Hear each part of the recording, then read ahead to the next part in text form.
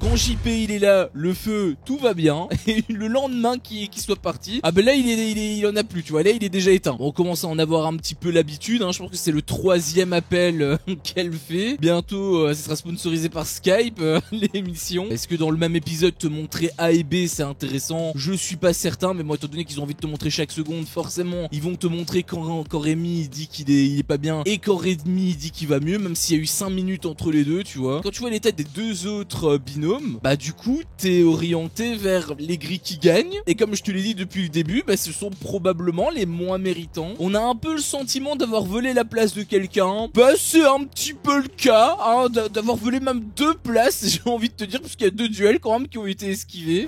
Ouais les potox, c'est Ontox et bienvenue dans cette nouvelle vidéo consacrée à la critique de l'épisode 44 de la 8e saison des Apprentis Aventuriers. Avant de commencer, comme d'habitude, je vous invite à liker, partager, commenter la vidéo. Pour vous c'est peut-être juste un clic, mais pour moi ça représente énormément. Donc merci par avance à tous ceux qui le feront, et si mon contenu vous plaît, eh bien n'hésitez pas tout simplement à vous abonner et pourquoi pas activer la cloche pour ne louper aucune de mes autres vidéos. Et il fallait s'y attendre, hein, fatalement cet épisode perdait un petit peu en rythme, forcément, puisqu'on en a eu quand même 3 épisodes avec un jeu, hein, donc forcément bah, il fallait pas s'attendre à avoir ce rythme là effréné jusqu'à la fin. Encore que il y a eu une petite partie de jeu qui concluait en fait l'épisode, donc on a eu quand même cette petite part de jeu, on a eu ce petit lien avec la compétition, parce que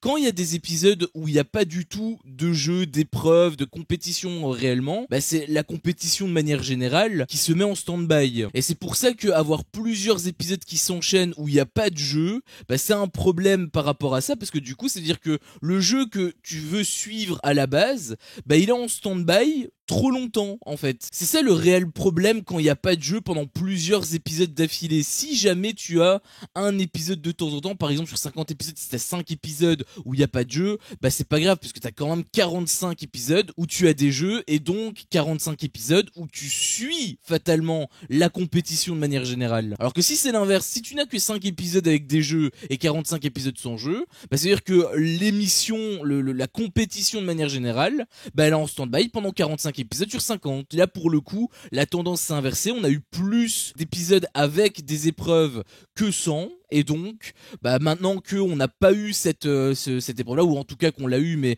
bien plus tardivement, bah c'est moins dérangeant. En fait, c'est ça que je voulais dire, c'est que c'est moins dérangeant. Certes, dans cet épisode, il s'est pas passé grand-chose, hein, voire même quasiment rien en réalité, mais c'est pas dramatique. Voilà, c'est ça que je voulais dire, c'est que c'est pas dramatique. Sinon, pour parler de cet épisode, eh bien, il y a eu quand même des petits trucs qui étaient plus ou moins intéressants, mais c'était rien de bien folichon. Je veux dire, on a eu une grosse partie où en fait c'était la fête, donc forcément tu suis une émission de survie, ils sont en train de prendre l'apéro, est-ce que t'en as quelque chose à foutre? Bah pas vraiment. Après peut-être que vous kiffez les fêtes, mais moi le truc c'est que bah je suis pas avec eux en fait, je suis pas en train de boire, je suis pas en train de danser, enfin je suis tout seul comme un péon dans ma chambre, donc j'ai envie de te dire, c'est pas moi qui m'amuse, hein, c'est eux qui s'amusent, donc ces séquences là en fait bah je m'en fous de manière générale, pas seulement sur cette émission parce que c'est une émission de survie, mais même dans les 50 ou autres, bah c'est pas moi qui m'amuse en fait. On a eu également le feu qui s'était éteint, c'était après la fête, c'était au lendemain, et ça m'avait quand même fait plutôt rire parce que bah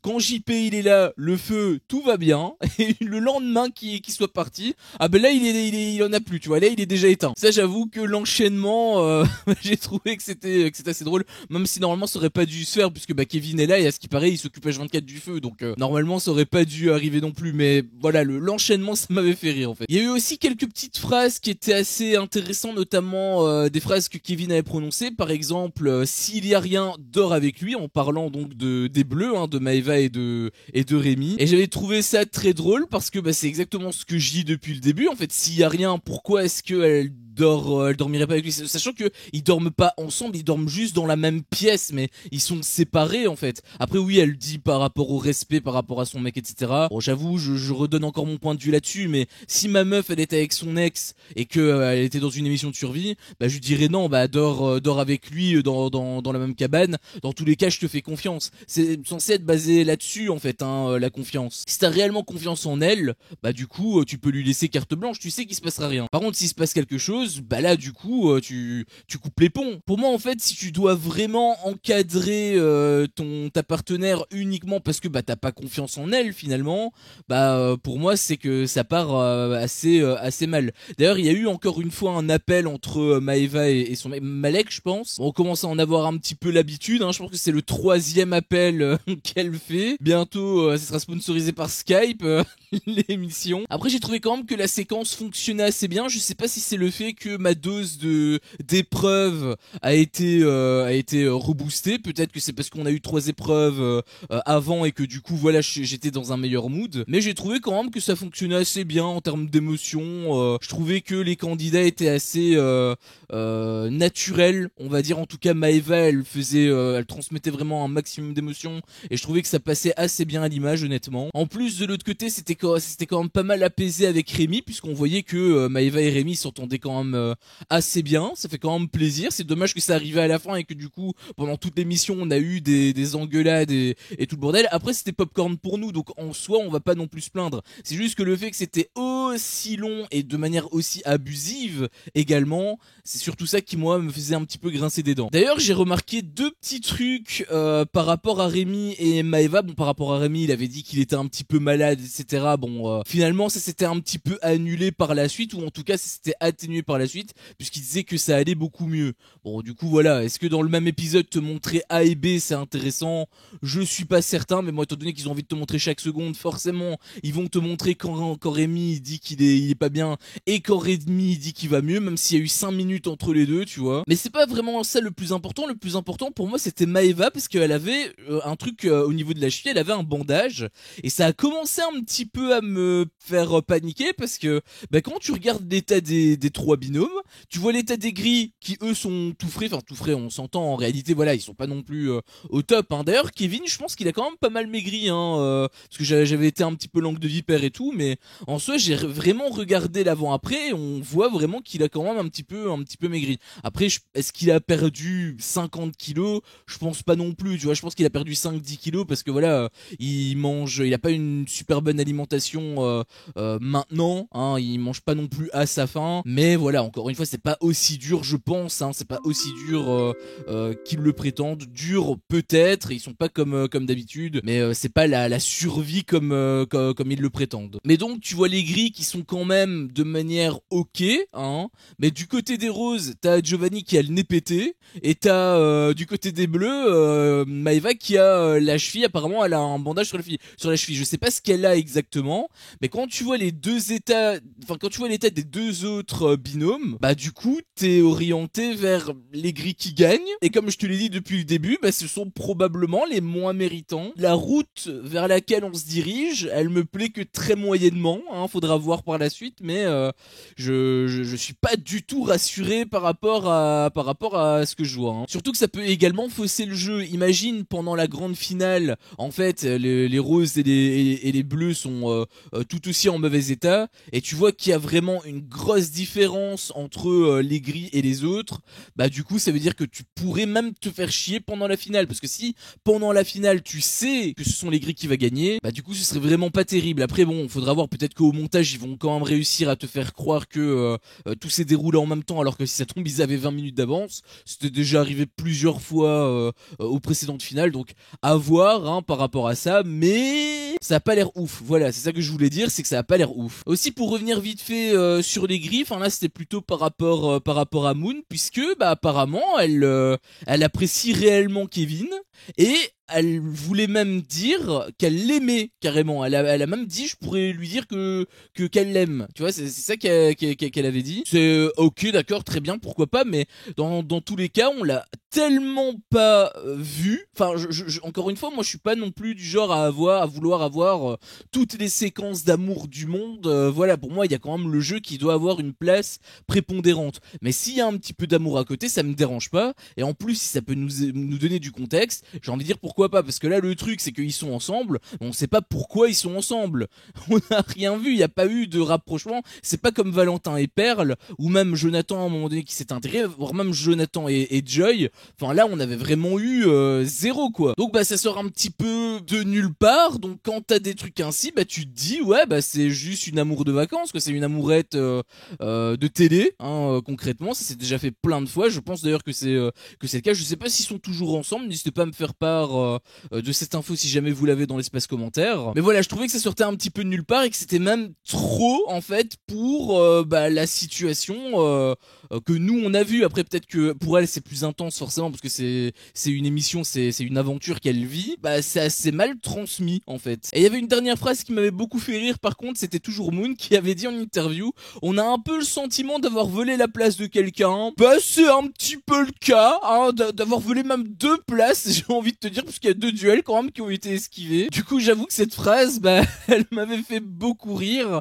puisque bah quelque part elle était consciente des problèmes que ça engendrait. Donc on va voir hein, si ça va payer ou non, mais s'il gagne quand même, je le dis là, hein, mais s'il gagne, ce serait quand même le plus gros hold-up du siècle. Hein. Je pense qu'on pourrait même le classer parmi le hold-up de The Power, là, avec Nicolas qui n'a jamais été mis en danger une seule seconde, qui était un enquêteur, mais qui était peut-être même le pire enquêteur, et qui pourtant a quand même gagné. Je pense qu'on pourrait le mettre au même niveau à peu près. Et donc pour conclure sur une bonne note, on a eu cette fameuse épreuve, le début hein, de l'épreuve. Donc voilà, le début de l'épreuve c'était simplement... c'était peut-être même inédit, puisque j'ai pas souvenir d'avoir un jeu comme ça, mais en gros voilà, c'est simplement un coquillage qui était caché dans la jungle et sur la plage. Il fallait simplement le récupérer, le coquillage donc de la couleur de ton binôme, et le premier qui le ramène il gagne plus de perles, etc., etc. Il y a une sorte de classement. C'était quand même assez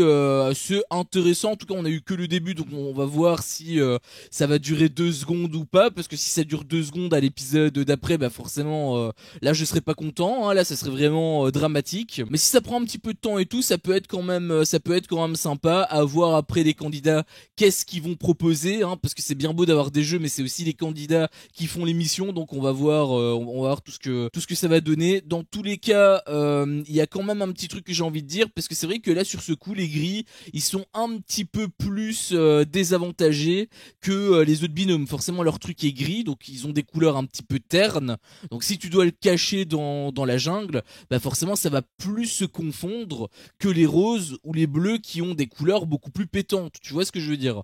Donc là sur ce coup les gris bah ils sont quand même pas au top hein, il faut quand même le dire. Mais après est-ce qu'ils vont perdre ou est-ce qu'ils vont gagner cette épreuve là, ça pour le coup c'est un petit peu au petit bonheur la chance quand même hein, je trouve, parce que bah c'est le premier qui le trouve à gagner, en gros le premier qui trouve son truc à gagner, et là bah ils ont aucun indice, ils ont pas de carte, ils ont que dalle, donc c'est un petit peu du hasard, et c'est le genre de truc que j'aime pas trop honnêtement. Donc on va voir ce que ça va donner dans l'épisode de demain, parce que là on a eu juste peut-être 5 minutes de jeu, donc ça a été en plus tellement rapide que voilà, en plus on a juste entendu la plupart des candidats dire oh c'est impossible, c'est impossible. Donc on va voir demain concrètement ce que ça va donner, mais j'ai quand même peur qu'en gros l'épreuve soit finie dans les 5 premières minutes de l'épisode. J'espère que ça va pas se passer comme ça. Après j'ai pas non plus envie qu'ils nous l'étirent en longueur pour faire l'épisode entier, mais voilà, on verra dans tous les cas demain. Mais voilà, dans tous les cas on a quand même eu un petit jeu, ou en tout cas un bribe d'épreuves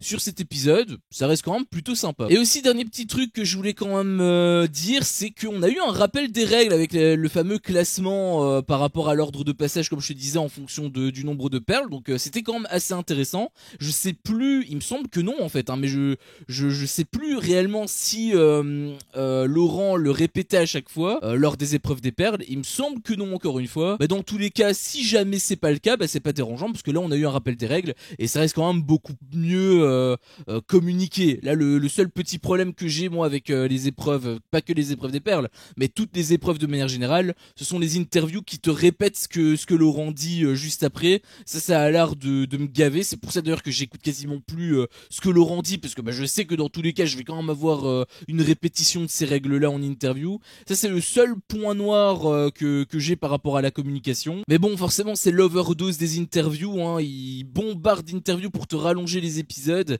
et ça c'est un gros problème parce que bah, forcément les interviews ça ralentit le rythme, ça casse même le rythme. Donc bon, on devra quand même s'en taper, hein. Forcément là on va encore en avoir fatalement. Peut-être que je ferai même ça pour la finale. Je vais peut-être voir chaque séquence interview et chaque séquence de jeu pour voir un petit peu, hein, pour avoir un comparatif et savoir si voilà sur 50 minutes d'épisode quel est le pourcentage d'interview, et je pense que vous serez quand même assez surpris. Enfin bref, sur ce c'était mon avis sur cet épisode. Si mon contenu te plaît, fais-le moi savoir en me laissant un énorme pouce bleu. À chaque fois que je vois ça, je vois que mon contenu plaît et donc moi ça me motive à continuer. Si t'es pas encore un peu tox, qu'est-ce que tu attends pour me défoncer ce gros bouton rouge? N'hésite pas à activer la cloche pour ne rien louper et je te dis à la prochaine pour une prochaine vidéo. Ciao.